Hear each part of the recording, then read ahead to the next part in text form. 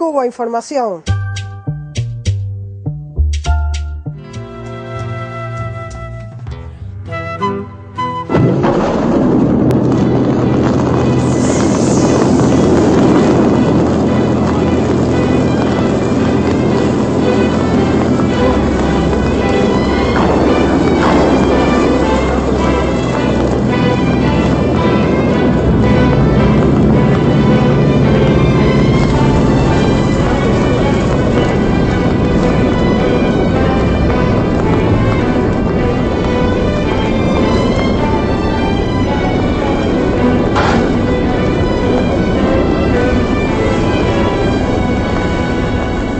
In the early 1960s, when I was in the CIA, we all knew of the sabotage and the terrorism program that was going on against Cuba. In the early 60s, the United States trained, armed, and directed groups of Cubans living in the United States to do subversive activities in Cuba against the Cuban people. There are very few cases in history that are political by their nature. This was one.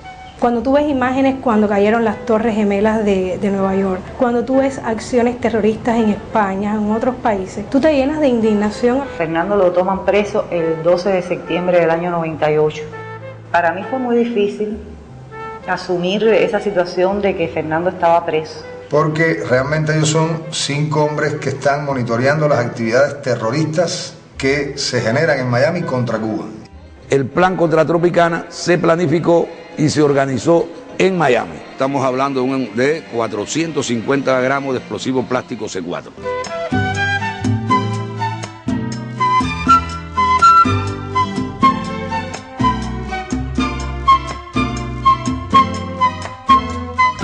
In the early 1960s, when I was in the CIA, we all knew of the sabotage and the terrorism program that was going on against Cuba. Of course, we didn't call it terrorism at that time. We in the CIA called them operations for the liberation of Cuba. In considering Cuba or analyzing this country in the early 21st century, there is, in my opinion, one thing to keep in mind always, and that is that Cuba is not a normal country. It is a country that has been under siege in an undeclared war by the United States for going on 50 years. The problem is that a lot of people are very ignorant about the reality of Cuba back in Britain and in Europe. And whenever one takes up a position in support of Cuba back home, you always come in for criticism. I have a quote that I'd like to read, a very short one, from Richard Helms. This man, Richard Helms, was the man who was running this program against Cuba in Washington. This is from testimony he made before a Senate investigating committee in 1975. He said, "We had task forces that were striking at Cuba constantly. We were attempting to blow up power plants. We were attempting to do all kinds of things in this period. This was a matter of American government policy." This comes from the man who was in charge. And he was meeting with the President of the United States and the Secretary of State and the Secretary of Defense at that level to plan these operations against Cuba.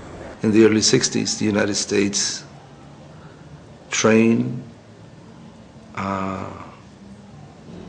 armed, and directed groups of Cubans living in the United States to do subversive activities in Cuba against the Cuban people. The remnants of those groups are still very much alive and active in the United States and in Miami specifically. Los entrenamientos son legales en territorio norteamericano, ya que los comandos F4 es una organización no lucrativa inscrita en Tallahassee para promover la democracia en Cuba. Those Cubans that control Miami today, right-wing Cubans, have been closely allied from the early 60s with the United States governments. Are the Cubans supposed to just stand by and let these things happen? Or should they go to the source, which is Miami, where they can get the first-hand information on the planning at the earliest possible moment in order to set up their defenses? And this is precisely what they've been doing.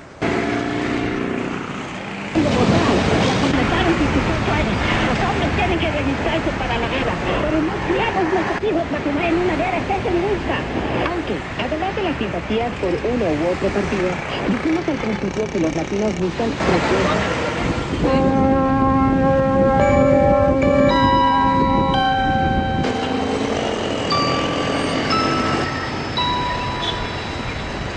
Radio Habana, Cuba. Bueno, en primer lugar, por supuesto, hemos tenido que organizarnos en Cuba para poder defendernos de esos ataques. Y lo hemos hecho con bastante éxito, porque no ha sido una defensa solamente de los organismos especializados, sino con una participación muy activa del pueblo.